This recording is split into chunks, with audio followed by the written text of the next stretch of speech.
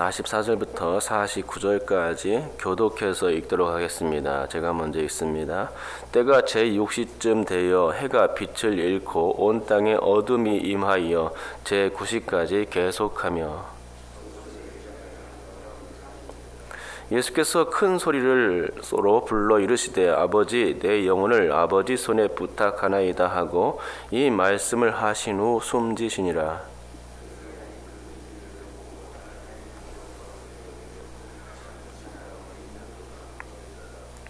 이를 구경하러 모인 무리도 그 된 일을 보고 다 가슴을 치며 돌아가고 예수를 아는 자들과 갈릴리로부터 따라온 여자들도 다 멀리 서서 이 일을 보니라. 아멘. 예수께서 십자가상에서 하신 말씀을 가상칠언이라고 합니다. 7개의 말씀이기 때문에 그렇게 말합니다. 가상칠언은 십자가상의 7개의 말씀인데요. 그 중에 첫 번째와 두 번째 그리고 마지막 말씀이 누가복음에 기록되어 있습니다. 첫 번째 말씀은 아버지 저들을 사하여 주옵소서 자기들이 하는 것을 알지 못함이니이다. 이고 두 번째 말씀은 내가 진실로 내게 이르노니 오늘 내가 나와 함께 낙원에 있으리라 라는 말씀이죠. 그리고 마지막 7번째 말씀은 아버지 내 영혼을 아버지 손에 부탁하나이다 라는 말씀입니다. 마태와 마가는 이 7째 말씀을 기록하지 않았는데 단지 예수께서 크게 소리 지르시고 영혼이 떠나가셨다고만 말씀하고 있습니다. 하지만 누가는 역사가로서 이 큰 소리를 무의미한 소리로 지나치지 아니하고 기록하였다는 것입니다. 마태와 마가가 놓쳤던 그 큰 소리가 바로 예수께서 하신 십자가상의 마지막 말씀이셨던 것입니다. 곧 아버지 내 영혼을 아버지 손에 부탁하나이다 라는 말씀이었던 것이지요. 예수님께서 이렇게 부탁이라는 말씀을 하셨는데 부탁이라는 말을 하면 떠오르는 사람이 있습니다. 이덕화 씨입니다. 이덕화 씨 하면 버라이어티 쇼의 원조격인데요. 그가 유명세를 탄 것은 부탁해요라는 멘트와 관련이 있습니다. 80년대 당시에는 방송 환경이 지금보다 훨씬 열악했다고 합니다. 그래서 생방송 쇼를 진행하다 보면 실수할 우려가 아주 많았고 현장에 있는 제작진들끼리 서로 사인이 맞지 않을 때가 간혹 있었다고 합니다. 이덕화 씨는 이런 사고를 미연에 방지하고 또 제작진들에게 준비할 시간도 주기 위해서 콜 사인을 만들었는데 그게 바로 부탁해요라는 것입니다.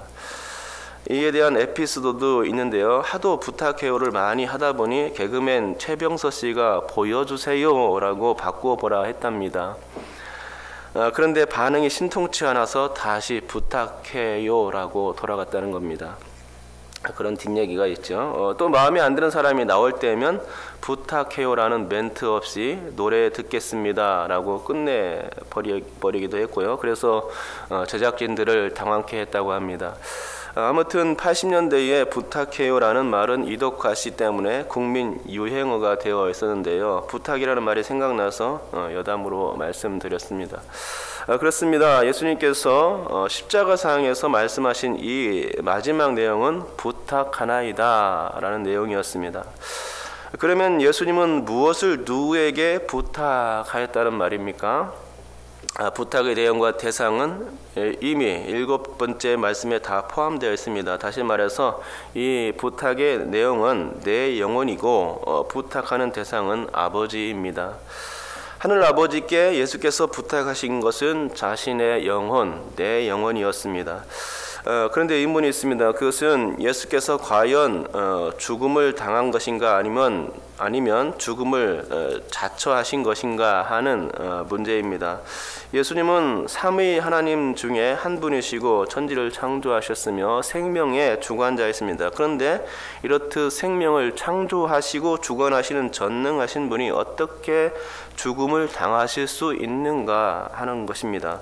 아무리 십자가 형틀에서 물과 피를 다 쏟으셨다 치더라도 주께서는 생명을 잉태하는 분이신데 과연 죽음이 지나가도록 자신에게 생명력을 불어넣으실 수는 없었겠는가 하는 것입니다.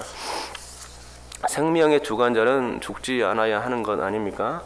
생명을 잉태하는 분이 죽는 것은 참으로 이상한 일이고 또 생명의 주관자가 아니라는 말과 동일할 것 같기도 합니다. 그렇다면 예수께서 사기꾼이란 말인가? 나는 부활이요 생명이니 라고 말씀하셨는데 사람들에 의해서 죽어졌으니 정말 예수님은 사기꾼인 듯 합니다. 자신의 죽음조차 어찌할 수 없는 무능한 하나님으로 보여지는 것입니다. 이 땅에 오신 예수님이 일개 피조물들에게 죽임을 당했다는 것은 그래서 가장 큰 수치가 되는 것입니다. 생명을 주관하는 분이 피조물들에게 죽임을 당했으니 얼마나 이 대단한 수치가 아닙니까? 가끔 애완동물에게 당하는 사고가 뉴스거리로 등장하기도 하는데 그와 같은 것입니다. 애지중지하며 잘 키우고 잘 정말 보살펴 주었는데 어느 날 갑자기 그렇게 키웠던 개가 내 팔을 물어 뜯는 사고가 일어나는 겁니다. 얼마나 웃기는 일입니까? 그러니까 예수님이 죽임을 당한 것은 요즘 같았으면 벌써 해외 토픽감입니다. 그만큼 생명의 주관자이신 예수님의 그 십자가 사건은 아주 큰 이슈거리였습니다. 하지만 우리가 알 것은 결코 그 아무도 예수님을 죽일 수가 없거니와 또 타의에서 죽임을 당할 뿐도 아니라는 사실입니다. 예수께서 죽지 않으시려 하셨다면 얼마든지 그렇게 하셨을 것입니다. 또 그럴 생각이면 십자가를 질 일도 없었을 것입니다. 아니 아예 성육신할 필요조차 없었을 것입니다. 하지만 분명한 목적이 있으셨기에 성육신과 함께 십자가의 고난과 또 죽임을 당하는 위치에 서신 것입니다. 결코 우리 주님은 죽음과는 상관이 없으신 분이셨지요. 주께서는 죽으실 일이 전혀 없으실 그런 분이셨습니다. 주님은 생명의 창조자이실 뿐만 아니라 영원이라는 개념을 가지신 분이시기 때문입니다. 성경에는 알파와 오메가라고 기록하고 있는데 사실 따지고 보면 알파와 오메가는 사람들의 시작 개념과 끝 개념일 뿐이지 하나님과는 아무런 상관도 없습니다. 왜냐하면 시작과 끝 개념은 영원과는 아무런 상관도 없는 개념이기 때문입니다. 영원이란 시작점이 없고 또 끝점이 없다는 것이죠. 오직 하나님만 그 영원 개념을 아실 뿐이고 피조물 된 인간은 단지 상상만 할 뿐입니다. 그래서 알파 오메가로 설명되는 것입니다. 한계가 있는 인간이 영원이란 개념을 알 수 있는 게 아니죠. 그렇다면 예수님은 왜 죽임을 당하셨겠습니까? 그것은 누가복음에 기록된 첫째, 둘째, 일곱째 말씀과 관련이 있습니다. 우리 주님은 첫째 말씀에서 자신을 십자가에 못 박는 저들을 향하여 용서해 달라고 하늘 아버지께 호소했습니다. 예수님은 자신이 못 박혀서 죽는 것, 그 자신의 생명에 대한 애착보다는 저들의 영혼의 그 용서와 구원이 더 중요했다는 것입니다. 그렇게 따지자면 둘째 말씀도 첫째 말씀과 동일한 선상 위에 놓을 수가 있습니다. 둘째 말씀은 한 강도에게 해주신 말씀인데 오늘 내가 나와 함께 낙원에 있으리라 라는 말씀이었습니다. 마지막 운명의 순간까지라도 예수님은 한 생명을 살리고자 하셨던 것입니다. 그리고 이제 마지막 말씀, 일곱 번째 말씀에서도 우리는 영원 구원과 관련된 예수님의 모습을 생각해 볼 수 있습니다. 어찌 보면 내 영혼을 아버지께 부탁하나이다 라는 이 말씀은 예수라는 당신의 영혼과만 상관이 있어 보입니다. 하지만 그렇지 않습니다. 왜냐하면 주님께서 당신의 영혼을 아버지께 맡기는 일이 없었더라면 영혼 구원의 일이 없게 될 것이었기 때문입니다. 예수님이 죽으셔야만 그 의로운 피로 말미암아 구원의 길이 열릴 수 있게 된다는 말이지요. 초반에 이덕화시 부탁해요 라는 말을 잠깐 언급했는데 구원의 문제에 있어서도 이 말 부탁이라는 말은 대단히 중요하다는 것입니다. 이 부탁하나이다 라는 말이 있었기에 구원 문제가 해결된 것입니다. 부탁하나이다라는 말은 엑세푸뉴센이라는 헬라어입니다. 이 말 뜻에는 숨을 밖으로 내시다라는 뜻이 있습니다. 숨을 밖으로 내신다는 것은 곧 영혼이 몸 밖으로 빠져나가는 것을 의미합니다. 그러면 예수님이 육체의 한계치에 다다르니까 죽어진 것인가 라고 생각할 수도 있습니다. 하지만 이 말은 수동태가 아니라 능동태로 쓰였다는 것입니다. 곧 예수께서 친히 자신의 영혼을 몸 밖으로 내보내셨음을 보여주는 것입니다.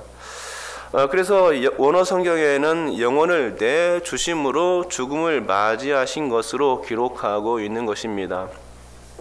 킹 제임스 성경에도 영혼을 내어 주었다라고 표현하고 있는 것이죠.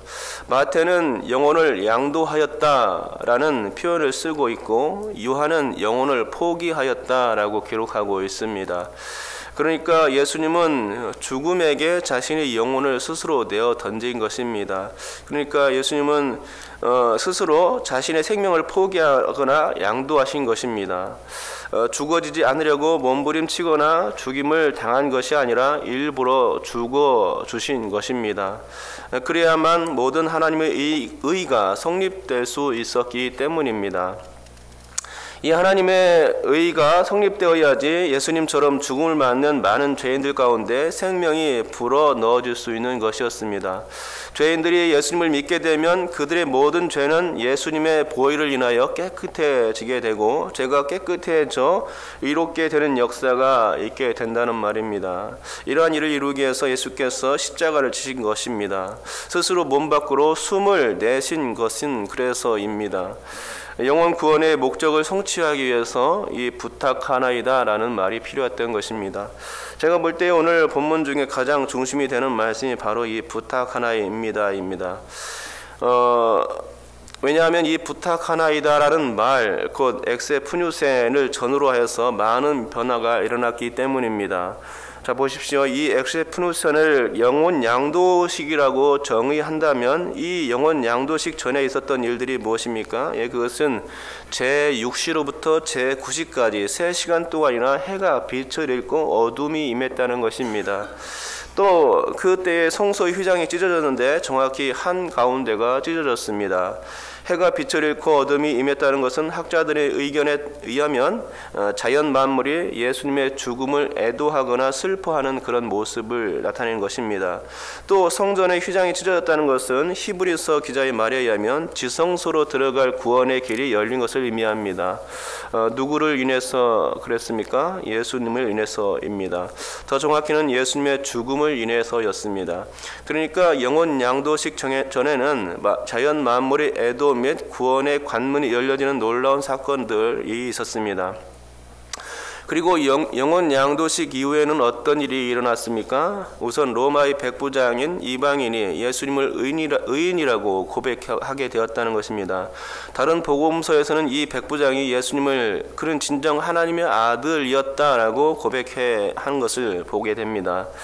아무도 예수님을 메시아로 혹은 하나님의 아들로서 고백하지 않는 십자가의 그 현장에서 유대인도 아닌 이방인이 예수님을 의인 혹은 하나님의 아들이라고 고백했다는 말입니다. 곧 예수님의 죽음 사건은 유대인뿐만 아니라 모든 이방인 가운데로 구원의 물이 확대된 것을 보여주는 사건이라 하겠습니다. 다른 복음서에서는 죽은 자들이 살아 돌아오는 기적적인 일도 펼쳐진 것을 기록했을 뿐만 아니라 오늘 본문에는 구경하러 온 무리들, 곧 청탁을 받고 예수를 사형하라고 외쳤던 그 무리들조차 후회하며 가슴을 쳤다고 말하는 대목을 보게 됩니다. 그렇습니다. 영혼 양도식 이후에는 이방인이 예수님을 하나님의 아들로서 고백하는 놀라운 일과 함께 죽은 자들이 돌아오는 기적적인 일들까지 벌어졌습니다. 예수님이 사기꾼이 아님이 이 일로서 증명된 것입니다. 예수께서 생명을 주관하시는 분이심이 주님의 영혼 양도식을 전후로 증명되어졌던 것입니다. 그러기에 저는 오늘 이 본문의 부탁하나이다 라는 이 말이 그리스도인 가운데 정말 중요한 메시지라는 것을 확인시켜 드린 것입니다. 부탁하나이다가 하다가 부탁해요처럼 유행어는 아닐지 몰라도 그 말씀 속에 예수님의 죽음의 의미가 담겨져 있다는 것이죠. 곧 이 말씀이 생명과 관련된 것임을, 영원 구원과 관련된 것임을 우리가 다시 한번 주목해야 한다는 사실입니다. 예수님은 죽어 주신 것이지 죽임을 당한 것이 절대 아니라는 말입니다. 그러기에 기독교는 생명이 있는 종교이고 소망이 있는 종교가 되었습니다. 그것은 예수님 때문입니다. 기독교가 예수님을 인하여 생명을 살리는 종교가 되었다는 말이죠. 예수님이 아니었다면 절대로 되지 않을 그 일이 예수님으로 말미암아 이루어진 것입니다. 무엇이 그렇습니까? 나의 영혼이 구원받는 것, 바로 그것이 그렇습니다. 그러므로 죽기까지 나를 사랑하시고 나를 위해서 죽어주신 예수님께 오늘도 깊이 감사할 수 있는 시간이 될 수 있기를 바랍니다. 주님, 내 영혼을 부탁하나이다 라는 그 말씀을 통해서 나를 구원하여 주신 것을 감사합니다. 주님, 엑세푸누센, 그것은 주님께서 죽어주신 것이지 죽임을 당한 것이 아님을 이제 우리가 고백할 수 있습니다. 죽어주심으로써 내 영혼을 구해 주셨군요 라는 고백이 우리 마음 가운데 늘 넘쳐날 수 있기를 주님의 이름으로 축복합니다. 기도하겠습니다.